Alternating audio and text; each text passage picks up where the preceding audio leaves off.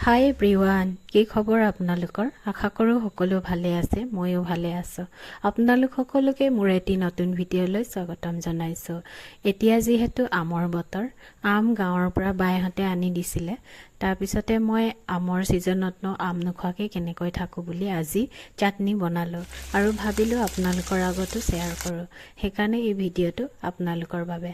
প্ৰথমতে মই আমটো বাকলি গুচাই ধুনীয়াকৈ সৰু সৰুকৈ কাটি ল'লোঁ আৰু ইয়াতে লগত এটা দি দিছোঁ বিলাহী আৰু আনফালে মই গেছত এখন পেন পাতি দিছোঁ। তাতে তেল অলপ দি দিছোঁ আৰু তেল গৰম হৈ অহাত তাতে কাটি থোৱা আম, বিলাহী, আদা, ৰচুন, জলকীয়া আৰু সোৱাদ অনুসৰি নিমখ দি দিছোঁ আৰু লগতে দিছোঁ ধনিয়া পাত আৰু পুদিনা পাত আৰু এখন প্লেটত উলিয়াই থলোঁ কোমল হোৱাৰ পিছত।